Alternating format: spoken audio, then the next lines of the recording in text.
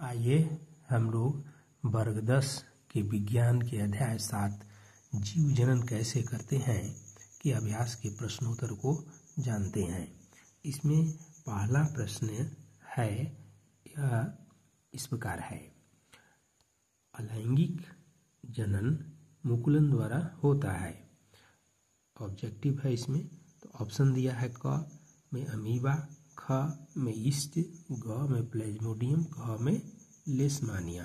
तो ये मुकुलन द्वारा जो प्रजनन है ईस्ट में होता है, बाकी में नहीं होता है, अतः इसका सही उत्तर होगा ईस्ट। दूसरा प्रश्न है कि निम्न में से कौन मानव में मादा जनन तंत्र का भाग नहीं है। तो पहला इसमें क है अंडाशय, ख है गर्भाशय, ग है शुक्रवाहिका, घ है डिंबवाहिनी।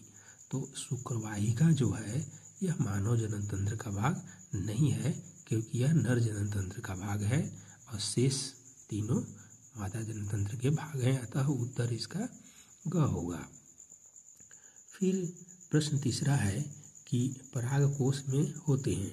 तो परागकोश में तो परागकण होते हैं, तो यहाँ ऑप्शन में क्या दिया है, क बाह्यदल, ख अंडाशय, ग अंडक, घ परागकण। तो इसका आंसर घ परागकण होगा। अगला प्रश्न है प्रश्न 4 कि अलैंगिक जनन की अपेक्षा लैंगिक जनन की क्या लाभ हैं। तो अलैंगिक जनन की अपेक्षा लैंगिक जनन के लाभ क्या हैं, इसके बारे में पूछता है। तो इसका उत्तर इस प्रकार यहाँ दिया हुआ है कि अलैंगिक जनन की अपेक्षा लैंगिक जनन के निम्नलिखित लाभ हैं। पहला, लैंगिक जनन में दो जनक से प्राप्त दो भिन्न डीएनए के प्रतिरूप का संलयन होता है। मतलब जो लैंगिक जनन होता है इसमें जनन के लिए दो जनक की आवश्यकता होती है, नर और मादा, अर्थात नर युग्मक और मादा युग्मक की आवश्यकता होती है। इन युग्मकों में डीएनए के प्रतिरूप होते हैं, इनका संलयन होता है, जिसके कारण कुछ नई गुण वाला, तो ये जो दो डीएनए प्रतिरूप का संलयन होगा ना, तो जो संतति उत्पन्न होगी उसमें कुछ नया गुण होता है, और इसी नया गुण को विभिन्नता कहा जाता है। विभिन्नता मतलब कि दो जनक से जो संतान उत्पन्न होता है उसमें कुछ विभिन्नताएं होंगी, माने जनक से कुछ गुण अलग हो सकता है, जिसको विभिन्नता कहते हैं। और दूसरा कहता है कि लैंगिक जनन के दौरान उत्पन्न विभिन्नता जीवों को नई परिस्थिति में जीने की क्षमता प्रदान करता है। मतलब ये जो विभिन्नता उत्पन्न हुआ, यह विभिन्नता उस जीव को नई परिस्थिति में जीने की क्षमता प्रदान करता है। मतलब कुछ विपरीत परिस्थिति भी हो तो भी उसमें वह जीव जिंदा रहेगा। तो इस प्रकार क्या होता है कि उस जाति की निरंतरता बनी रहती है। मतलब अगर कुछ विपरीत परिस्थिति या उग्र परिवर्तन भी होता है उसके आवास के आसपास या जलवायु में वहाँ, तो भी उसमें से जीव जिंदा रहेंगे, वह जाति समाप्त नहीं होगी। इस प्रकार जीव की निरंतरता, जाति की निरंतरता बनी रहती है। और लैंगिक जनन के क्या लाभ हैं, तो लैंगिक जनन के दौरान विभिन्नताओं के संयोजन के अवसर प्राप्त होते हैं ना। मतलब लैंगिक जनन जो होता है वह तो दो जनक के उससे संभव है, दो जनक से संभव है। तो इस दौरान विभिन्नताएं दोनों ओर से आती हैं, नर जनक की ओर से और मादा जनक की ओर से। इस प्रकार विभिन्नताओं का संयोजन का अवसर प्राप्त होता है और नई विभिन्नता उत्पन्न होती है। तो यही कहता है कि ये उत्पन्न जो विभिन्नता है यह जैव विकास का आधार बनता है। परिणाम स्वरूप नए प्रजाति या नई जाति का उद्भव होता है। विभिन्नता जो है यह जैव विकास का आधार होता है। जैव विकास क्या है? तो लंबे समयांतराल तक चलने वाला जो विकास की प्रक्रिया है इसको जैव विकास कहा जाता है। ये प्रक्रिया हजारों साल तक चलती है और धीरे धीरे जो वह जाति है, जीव है, उसमें परिवर्तन होता है और हजारों वर्ष के बाद नई जाति का उद्भव होता है। जबकि अलैंगिक जनन वाले जंतुओं में ऐसा संभव नहीं हो पाता। यह संभव नहीं होता है कि नई प्रजाति का प्रादुर्भाव हो। तो इस प्रकार ये अलैंगिक जनन की अपेक्षा लैंगिक जनन के लाभ हैं। फिर अगला प्रश्न 5वां प्रश्न है जो इस प्रकार है, मानव में वृषण के क्या कार्य हैं? इसका उत्तर इस प्रकार है,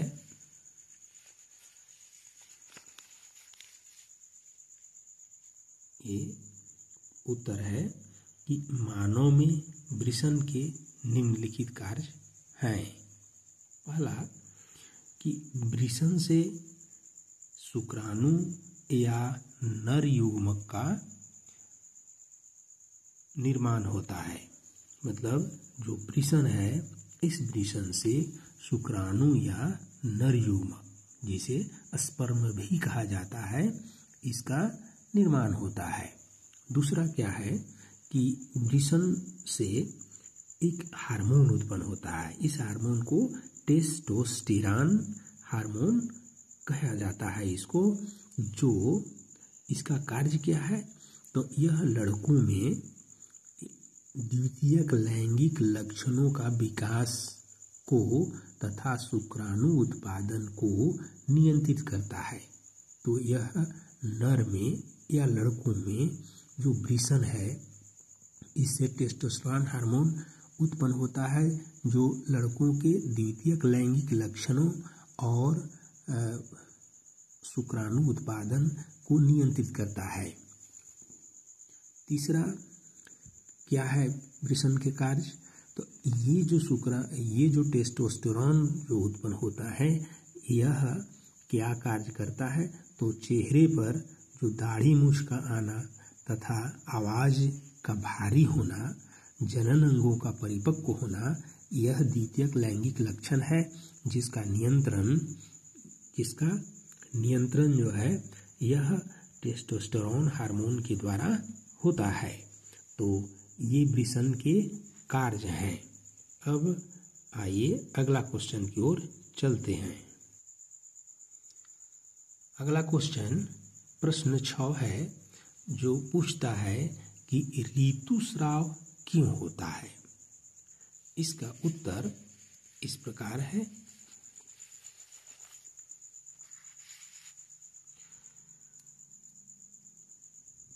ऋतुस्राव महिलाओं में होता है। यह क्यों होता है? तो महिलाओं में गर्भाशय जो होता है वह प्रत्येक माह निषेचित अंडा की प्राप्ति के लिए और उसके पोषण के लिए तैयारी करता है प्रति माह। अतः इसकी अंतःभित्ति जो होती है वह मांसल और स्पंजी हो जाती है। जब अंड कोशिका का निषेचन नहीं होता है तब इस परत की आवश्यकता नहीं होती। अर्थात जब अंडा का निषेचन नहीं होता है तब इस परत की आवश्यकता नहीं होती है और यह परत धीरे धीरे टूटकर म्यूकस के रूप में रुधिर या रक्त के साथ योनि मार्ग से बाहर निकल जाता है। इसे ही ऋतुस्राव या रजोधर्म कहते हैं। तो यही है ऋतुस्राव, मतलब कि गर्भाशय जो हर माह तैयार होता है निषेचित अंडा को प्राप्त करने के लिए और उसका पोषण करने के लिए। तो उस स्थिति में क्या होता है कि इसकी जो गर्भाशय की अंतःभिति होती है वो मांसल और स्पंजी हो जाती है, लेकिन जब निषेचन की क्रिया नहीं होती है तब इस परत की आवश्यकता नहीं रह जाती है और यह परत जो है धीरे धीरे टूट करके और रक्त के साथ म्यूकस के रूप में बाहर निकल जाता है। इसी को हम ऋतुस्राव या रजोधर्म कहते हैं। अब है अगला प्रश्न। अगला प्रश्न है कि प्रश्न 8 है। यह है कि गर्भ निरोधन की विभिन्न विधियां कौन सी हैं, मतलब कि वे कौन सी विधियां हैं जिसके द्वारा गर्भ का निरोधन होता है। तो इसका उत्तर इस प्रकार है। जो विधियां हैं विभिन्न प्रकार की हैं जो महिलाओं और पुरुषों द्वारा इस्तेमाल किया जाता है, वो इस प्रकार की विधियां हैं। इसमें गर्भ निरोधन के लिए कौन सी विधि का इस्तेमाल किया जाता है, तो विभिन्न विधियों का इस्तेमाल होता है जो इस प्रकार है।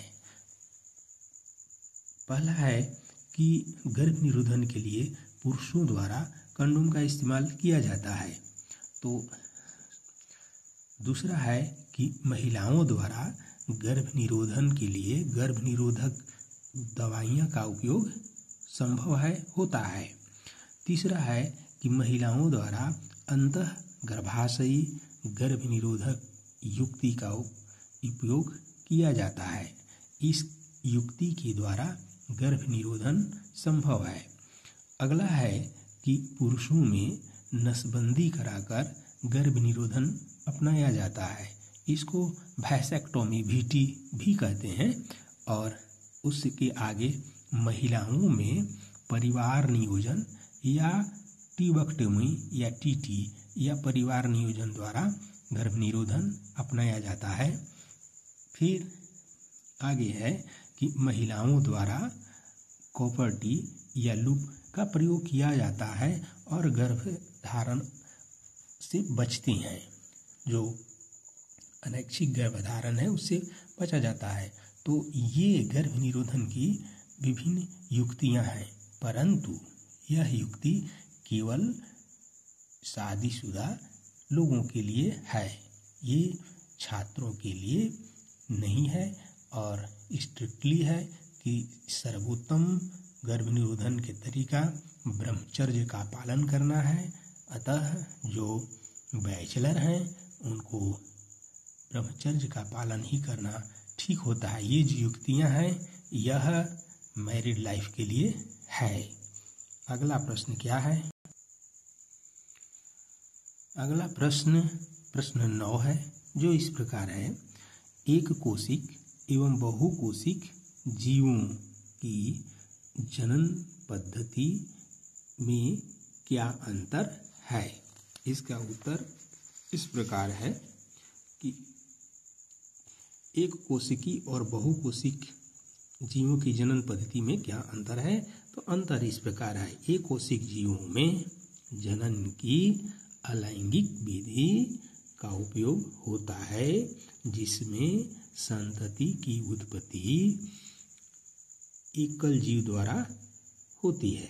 मतलब ये जो एक कोशिक जीवों में जनन के जो तरीका है उसको अलैंगिक जनन कहते हैं। अलैंगिक जनन में एक ही जनक से संतति उत्पन्न होती है, इसे हम अलैंगिक जनन कहते हैं। बहुकोशिक जीवों में लैंगिक जनन होता है। बहुकोशिक जीवों में एक दूसरे तरह का एडवांस जनन क्रिया होती है जिसको हम लैंगिक जनन कहते हैं। इसमें संतति उत्पन्न करने के लिए नर युग्मक और मादा युग्मक की आवश्यकता होती है। मतलब कि नर और मादा दो जीवों की आवश्यकता होती है। नर से नर युग्मक और मादा से मादा युग्मक उत्पन्न होती है, जो क्रमशः नर और मादा से प्राप्त होते हैं। बहुकोशिक जीवों में जनन अंग पाए जाते हैं जिनकी स्थिति शरीर में निश्चित होती है।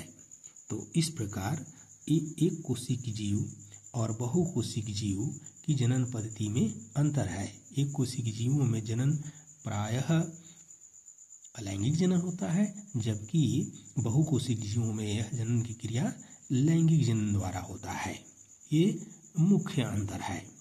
अगला प्रश्न क्या है, इसको देखा जाए। अगला प्रश्न 10 इस प्रकार है।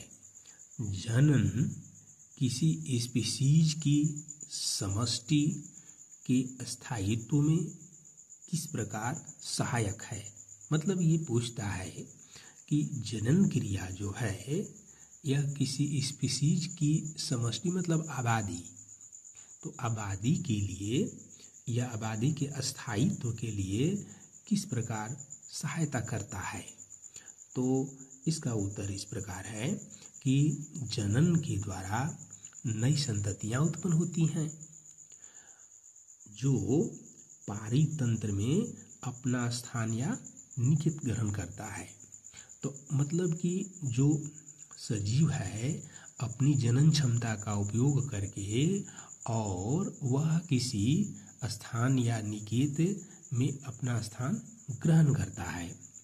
और जनन के दौरान क्या होता है कि डीएनए में कुछ परिवर्तन होता है। जनन के दौरान जब डीएनए की प्रतिकृति आपस में मिलते हैं तो उनमें कुछ विभिन्नताएं उत्पन्न होती हैं, कुछ अंतर उत्पन्न हो जाता है संतति में, जिसके अनुसार जीव का शारीरिक अभिकल्प या जो ब्लूप्रिंट है वो तैयार होता है। तो इस दौरान जब ये जो ब्लूप्रिंट तैयार हो रहा होता है, इस दौरान जीव में कुछ विभिन्नताएं उत्पन्न होती हैं जो उस जीव को निकेत या उस स्थान में रहने के योग्य बनाती है जहां वह रहता है। अर्थात अगर सजीव कुछ विभिन्न परिस्थिति में भी रहना चाहे तो ये विभिन्नताएं उसे उस स्थान में रहने के योग्य बनाती हैं, ये क्षमता प्रदान करते हैं। तो अतः किसी स्पीशीज की समष्टि का अस्थायित्व तो उसके जनन से संबंध उसका होता है।